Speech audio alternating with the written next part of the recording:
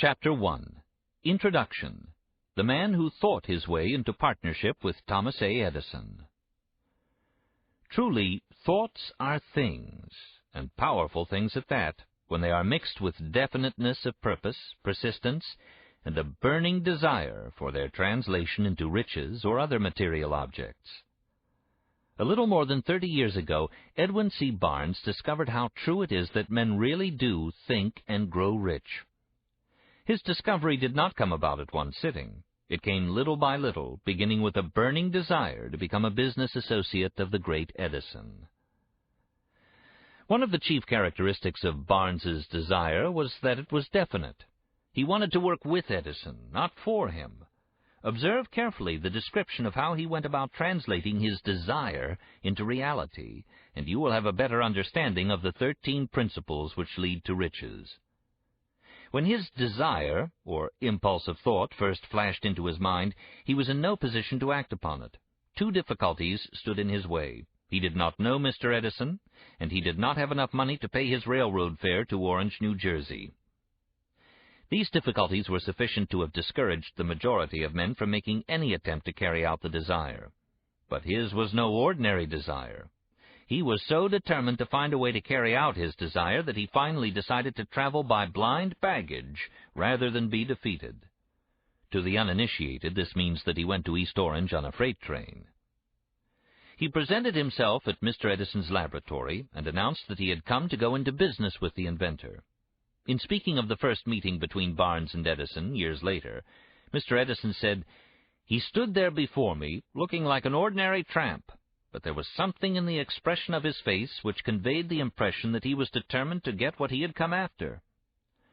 I had learned from years of experience with men that when a man really desires a thing so deeply that he is willing to stake his entire future on a single turn of the wheel in order to get it, he is sure to win.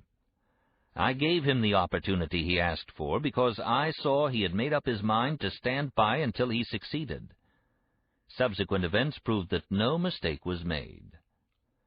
Just what young Barnes said to Mr. Edison on that occasion was far less important than that which he thought. Edison himself said so.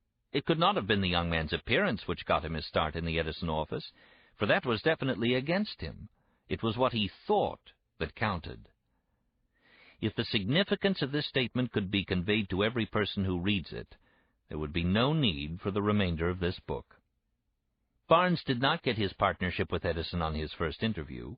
He did get a chance to work in the Edison offices at a very nominal wage, doing work that was unimportant to Edison, but most important to Barnes, because it gave him an opportunity to display his merchandise where his intended partner could see it. Months went by. Apparently nothing happened to bring the coveted goal which Barnes had set up in his mind as his definite major purpose. But something important was happening in Barnes's mind. He was constantly intensifying his desire to become the business associate of Edison. Psychologists have correctly said that when one is truly ready for a thing, it puts in its appearance. Barnes was ready for a business association with Edison. Moreover, he was determined to remain ready until he got that which he was seeking.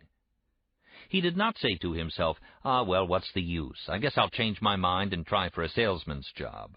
But he did say, I came here to go into business with Edison, and I'll accomplish this end if it takes the remainder of my life. He meant it. What a different story men would have to tell if only they would adopt a definite purpose and stand by that purpose until it had time to become an all-consuming obsession. Maybe young Barnes did not know it at the time, but his bulldog determination, his persistence in standing back of a single desire, was destined to mow down all opposition and bring him the opportunity he was seeking. When the opportunity came, it appeared in a different form and from a different direction than Barnes had expected. This is one of the tricks of opportunity. It has a sly habit of slipping in by the back door, and often it comes disguised in the form of misfortune or temporary defeat. Perhaps this is why so many fail to recognize opportunity. Mr. Edison had just perfected a new office device, known at that time as the Edison dictating machine, now the Ediphone. His salesmen were not enthusiastic over the machine. They did not believe it could be sold without great effort. Barnes saw his opportunity. It had crawled in quietly, hidden in a queer-looking machine which interested no one but Barnes and the inventor. Barnes knew he could sell the Edison dictating machine. He suggested this to Edison and promptly got his chance. He did sell the machine. In fact, he sold it so successfully that Edison gave him a contract to distribute and market it all over the nation. Out of that business association grew the slogan, "Made by Edison and installed by Barnes." The business alliance has been in operation for more than 30 years. Out of it, Barnes has made himself rich in money, but he has done something infinitely greater. He has proved that one really may think and grow rich. How much actual cash that original desire of Barnes's has been worth to him, I have no way of knowing. Perhaps it has brought him $2 or $3 million. But the amount, whatever it is, becomes insignificant when compared with the greater asset he acquired in the form of definite knowledge that an intangible impulse of thought can be transmuted into its physical counterpart by the application of known principles. Barnes literally thought himself into a partnership with the great Edison. He thought himself into a fortune. He had nothing to start with except the capacity to know what he wanted and the determination to stand by that desire until he realized it. He had no money to begin with. He had but little education. He had no influence. But he did have initiative, faith, and the will to win. With these intangible forces, he made himself #1 man with the greatest inventor who ever lived.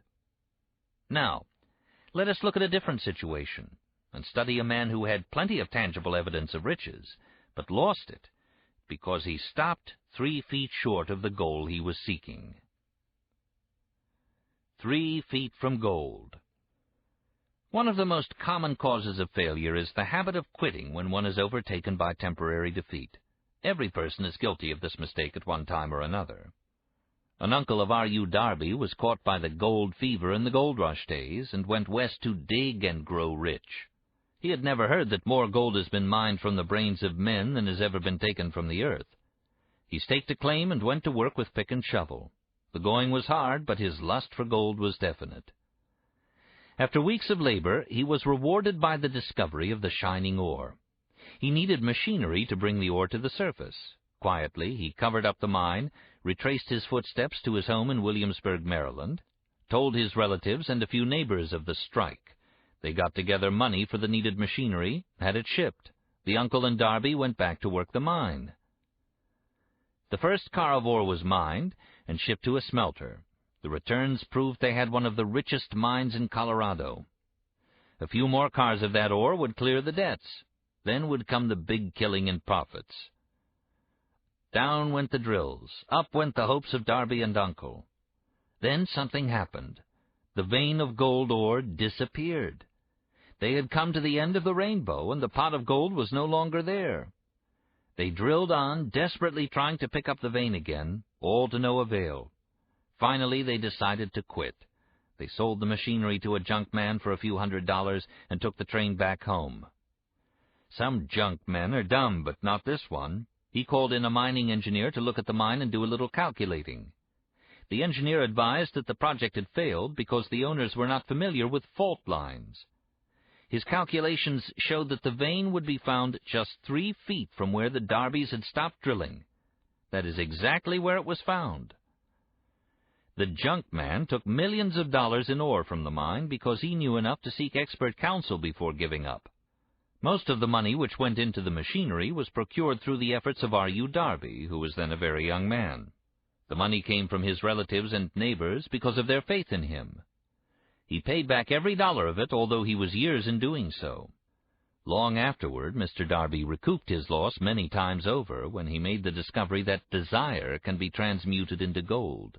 The discovery came after he went into the business of selling life insurance.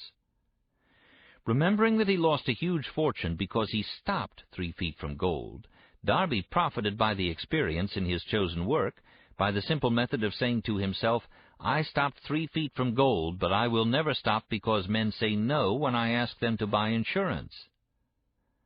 Darby is one of a small group of fewer than 50 men who sell more than $1 million in life insurance annually. He owes his stickability to the lesson he learned from his quitability in the gold mining business. Before success comes in any man's life, he is sure to meet with much temporary defeat, and perhaps some failure. When defeat overtakes a man, the easiest and most logical thing to do is to quit. That is exactly what the majority of men do. More than 500 of the most successful men this country has ever known told the author their greatest success came just one step beyond the point at which defeat had overtaken them. Failure is a trickster with a keen sense of irony and cunning. It takes great delight in tripping one when success is almost within reach. A 50-cent lesson in persistence. Shortly after Mr. Darby received his degree from the University of Hard Knocks and had decided to profit by his experience in the gold mining business, he had the good fortune to be present on an occasion that proved to him that no does not necessarily mean no. One afternoon he was helping his uncle grind wheat in an old-fashioned mill. The uncle operated a large farm on which a number of colored sharecrop farmers lived. Quietly the door was opened, and a small colored child, the daughter of a tenant, walked in and took her place near the door. The uncle looked up, saw the child, and barked at her roughly, "What do you want?" Meekly the child replied, "My mammy say send her 50 cents. "I'll not do it," the uncle retorted. "Now you run on home." "Yes, sir," the child replied, but she did not move. The uncle went ahead with his work, so busily engaged that he did not pay enough attention to the child to observe that she did not leave. When he looked up and saw her still standing there, he yelled at her, "I told you to go on home. Now go, or I'll take a switch to you." The little girl said, "Yes, sir," but she did not budge an inch. The uncle dropped a sack of grain he was about to pour into the mill hopper, picked up a barrel stave, and started toward the child with an expression on his face that indicated trouble. Darby held his breath. He was certain he was about to witness a murder.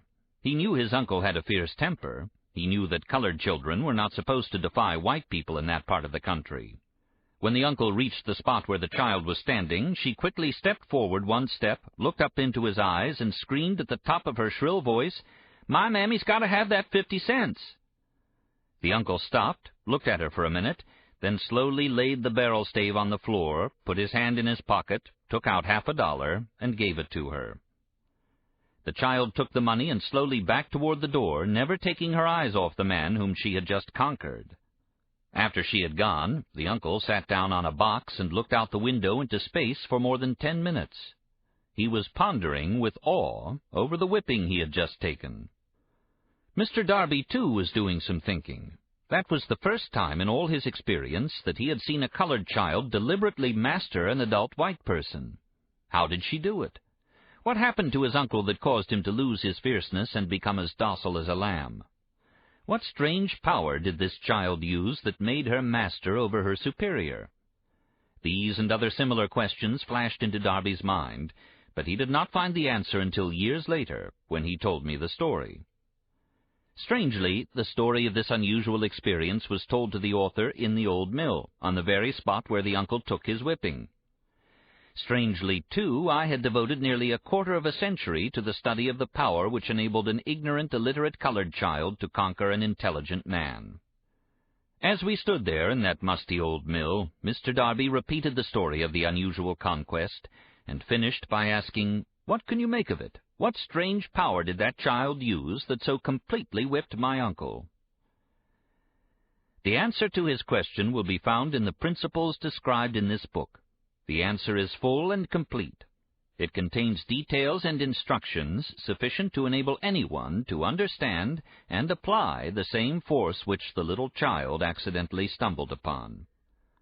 Keep your mind alert, and you will observe exactly what strange power came to the rescue of the child. You will catch a glimpse of this power in the next chapter. Somewhere in the book you will find an idea that will quicken your receptive powers and place at your command, for your own benefit, this same irresistible power. The awareness of this power may come to you in the first chapter, or it may flash into your mind in some subsequent chapter. It may come in the form of a single idea, or it may come in the nature of a plan, or a purpose.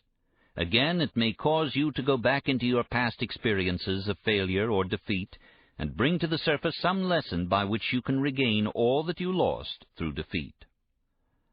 After I had described to Mr. Darby the power unwittingly used by the little colored child, he quickly retraced his 30 years of experience as a life insurance salesman, and frankly acknowledged that his success in that field was due in no small degree to the lesson he had learned from the child. Mr. Darby pointed out, "Every time a prospect tried to bow me out without buying, I saw that child standing there in the old mill, her big eyes glaring in defiance, and I said to myself, I've got to make this sale. The better portion of all sales I have made were made after people had said no." He recalled, too, his mistake in having stopped only 3 feet from gold. "But," he said, "that experience was a blessing in disguise. It taught me to keep on keeping on, no matter how hard the going may be, a lesson I needed to learn before I could succeed in anything." This story of Mr. Darby and his uncle, the colored child, and the gold mine, doubtless will be read by hundreds of men who make their living by selling life insurance. And to all of these, the author wishes to offer the suggestion that Darby owes to these 2 experiences his ability to sell more than $1 million of life insurance every year. Life is strange and often imponderable. Both the successes and the failures have their roots in simple experiences. Mr. Darby's experiences were commonplace and simple enough, yet they held the answer to his destiny in life. Therefore they were as important to him as life itself. He profited by these 2 dramatic experiences because he analyzed them and found the lesson they taught. But what of the man who has neither the time nor the inclination to study failure in search of knowledge that may lead to success? Where and how is he to learn the art of converting defeat into stepping stones to opportunity? In answer to these questions, this book was written. The answer called for a description of 13 principles, but remember, as you read, the answer you may be seeking to the questions which have caused you to ponder over the strangeness of life may be found in your own mind, through some idea, plan, or purpose which may spring into your mind as you read on. One sound idea is all that one needs to achieve success. The principles described in this book contain the best and the most practical of all that is known concerning ways and means of creating useful ideas. Before we go any further in our approach to the description of these principles, we believe you are entitled to receive this important suggestion. When riches begin to come, they come so quickly, in such great abundance, that one wonders where they have been hiding during all those lean years. This is an astounding statement, and all the more so when we take into consideration the popular belief that riches come only to those who work hard and long. When you begin to think and grow rich, you will observe that riches begin with a state of mind, with definiteness of purpose, with little or no hard work. You and every other person ought to be interested in knowing how to acquire that state of mind which will attract riches. I spent 25 years in research, analyzing more than 25,000 people, because I too wanted to know how wealthy men become that way. Without that research, this book could not have been written. Here, take notice of a very significant truth, viz., the business depression started in 1929 and continued on to an all-time record of destruction until some time after President Roosevelt entered office. Then the depression began to fade into nothingness. Just as an electrician in a theater raises the lights so gradually that darkness is transmuted into light before you realize it, so did the spell of fear in the minds of the people gradually fade away and become faith. Observe very closely as soon as you master the principles of this philosophy and begin to follow the instructions for applying those principles, your financial status will begin to improve, and everything you touch will begin to transmute itself into an asset for your benefit. Impossible? Not at all.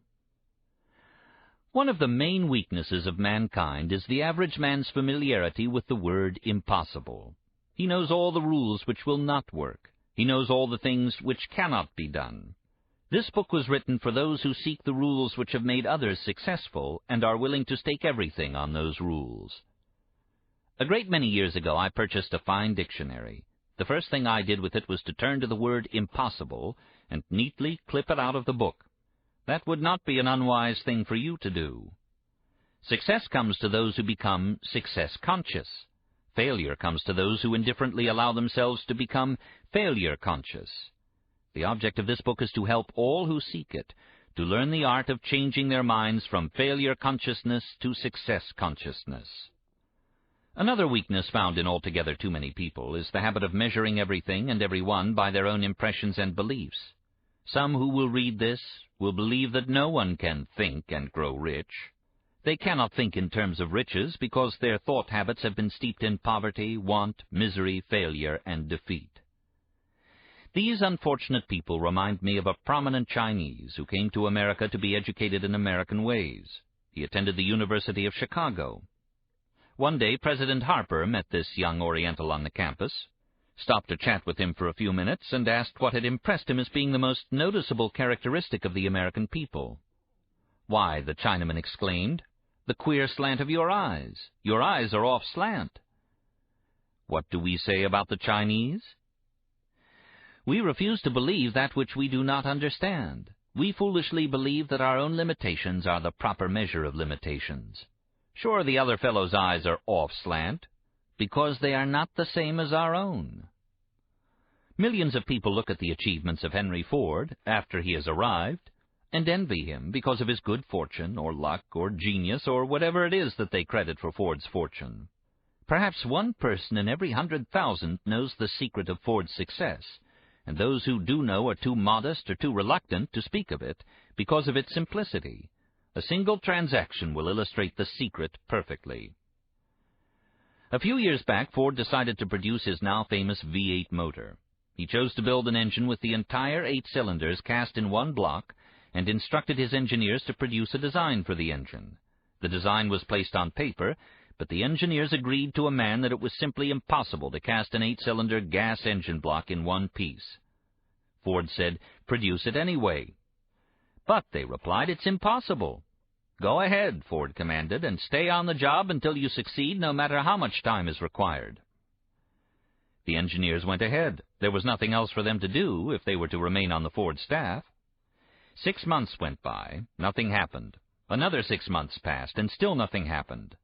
The engineers tried every conceivable plan to carry out the orders, but the thing seemed out of the question. Impossible. At the end of the year, Ford checked with his engineers, and again they informed him they had found no way to carry out his orders. "Go right ahead," said Ford. "I want it, and I'll have it." They went ahead, and then, as if by a stroke of magic, the secret was discovered. The Ford determination had won once more. This story may not be described with minute accuracy, but the sum and substance of it is correct. Deduce from it, you who wish to think and grow rich, the secret of the Ford millions if you can. You'll not have to look very far. Henry Ford is a success because he understands and applies the principles of success. One of these is desire, knowing what one wants. Remember this Ford story as you read, and pick out the lines in which the secret of his stupendous achievement have been described. If you can do this, if you can lay your finger on the particular group of principles which made Henry Ford rich, you can equal his achievements in almost any calling for which you are suited. You are the master of your fate, the captain of your soul, because... When Henley wrote the prophetic lines, "I am the master of my fate, I am the captain of my soul," he should have informed us that we are the masters of our fate, the captains of our souls, because we have the power to control our thoughts. He should have told us that in the ether in which this little earth floats, in which we move and have our being, is a form of energy moving at an inconceivably high rate of vibration, and that the ether is filled with a form of universal power which adapts itself to the nature of the thoughts we hold in our minds, and influences us in natural ways to transmute our thoughts into their physical equivalent. If the poet had told us of this great truth, we would know why it is that we are the masters of our fate, the captains of our souls. He should have told us, with great emphasis, that this power makes no attempt to discriminate between destructive thoughts and constructive thoughts, that it will urge us to translate into physical reality thoughts of poverty just as quickly as it will influence us to act upon thoughts of riches. He should have told us, too, that our brains become magnetized with the dominating thoughts which we hold in our minds, and by means with which no man is familiar, these magnets attract to us the forces, the people, the circumstances of life which harmonize with the nature of our dominating thoughts. He should have told us that before we can accumulate riches in great abundance, we must magnetize our minds with intense desire for riches. that we must become money-conscious until the desire for money drives us to create definite plans for acquiring it. But, being a poet and not a philosopher, Henley contented himself by stating a great truth in poetic form, leaving those who followed him to interpret the philosophical meaning of his lines. Little by little the truth has unfolded itself, until it now appears certain that the principles described in this book hold the secret of mastery over our economic fate. We are now ready to examine the first of these principles. Maintain a spirit of open-mindedness, and remember as you read, they are the invention of no one man. The principles were gathered from the life experiences of more than 500 men who actually accumulated riches in huge amounts. Men who began in poverty, with but little education, without influence. The principles worked for these men. You can put them to work for your own enduring benefit. You will find it easy, not hard, to do. Before you read the next chapter, I want you to know that it conveys factual information which might easily change your entire financial destiny, as it has so definitely brought changes of stupendous proportions to two people described. I want you to know also that the relationship between these two men and myself is such that I could have taken no liberties with the facts, even if I had wished to do so. One of them has been my closest personal friend for almost 25 years, the other is my own son. The unusual success of these two men, success which they generously accredit to the principle described in the next chapter, more than justifies this personal reference as a means of emphasizing the far-flung power of this principle. Almost 15 years ago, I delivered the commencement address at Salem College, Salem, West Virginia. I emphasized the principle described in the next chapter with so much intensity that one of the members of the graduating class definitely appropriated it and made it a part of his own philosophy. The young man is now a member of Congress and an important factor in the present administration.